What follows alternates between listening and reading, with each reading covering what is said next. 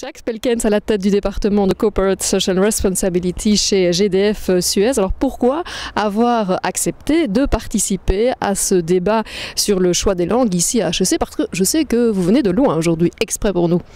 Effectivement, je viens de Paris et donc ça fait quelques heures de route et j'ai eu l'occasion de traverser quand même plusieurs régions où on parlait des langues différentes. Donc déjà ça c'est une bonne idée de se dire tiens les langues c'est important dans des petits territoires comme l'Europe, mais surtout parce que dans l'exercice de ma carrière et dans l'exercice de ma profession plutôt, je m'aperçois tous les jours que les gens qui ne parlent qu'une seule langue, donc les monolingues, eh bien ils ne progressent pas beaucoup. Par contre les multilingues, les plurilingues, ceux-là ils ont des possibilités incroyables de carrière, surtout dans des groupes internationaux comme les nôtres, puisque nous sommes présents dans 72 pays, 72 pays pour les Belges, et nous avons 23 langues officielles dans le groupe, donc ce qui veut dire que les langues c'est vraiment un enjeu pour nous. Vous parlez combien de langues?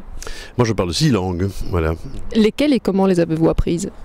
Eh bien je parle le français, qui n'est pas ma langue maternelle, donc c'est l'anglais ma langue maternelle puisque ma maman est britannique, mon père est néerlandophone, j'ai appris le français à l'école et puis par la profession de mon papa qui était diplomate, j'ai appris d'autres langues, entre autres l'allemand puisque j'ai eu la chance d'avoir une gouvernante qui était d'origine autrichienne, et puis l'italien et l'espagnol sont venus se rajouter à ça, et le luxembourgeois qui malgré ce qu'on croit est une langue aussi.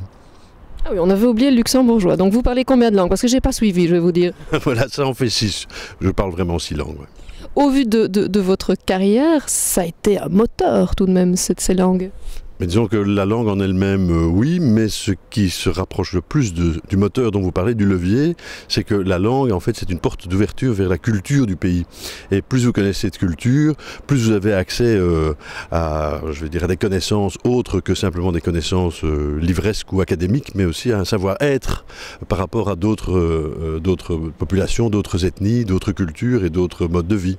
Et c'est ça qui, je crois, est très très stimulant pour quelqu'un qui travaille en entreprise ou quelqu'un qui travaille tout court, même dans des administrations internationales, c'est de s'ouvrir à l'autre et ça suscite le respect par l'intermédiaire de la langue que l'on pratique et par l'intermédiaire du contact qu'on essaie d'avoir en direct avec les gens. Ça c'est un point de vue philosophique, mais alors soyons très pratiques, on doit apprendre des langues pour progresser dans sa carrière, lesquelles ? Tout dépend un peu du lieu où vous vous positionnez géographiquement, parce que bon, c'est clair que si vous êtes un Brésilien, vous allez devoir apprendre le brésilien, le portugais et l'espagnol en priorité et l'anglais comme troisième langue. Si vous habitez l'Autriche ou la Hongrie, il est clair que outre votre langue maternelle, vous allez devoir apprendre l'allemand et l'anglais en troisième lieu et peut-être le français en quatrième lieu. Donc attendez, on fait le tour du monde là, mais ici on est à Liège. Alors quel est le conseil que vous donnez aux étudiants? Si vous êtes à Liège ou si vous êtes en Belgique, par définition, je vous conseillerais de toute manière, même si ça a l'air un peu désuet de parler le néerlandais parce que c'est vraiment important, la plus grande partie des grandes entreprises en Belgique sont malgré tout bilingues.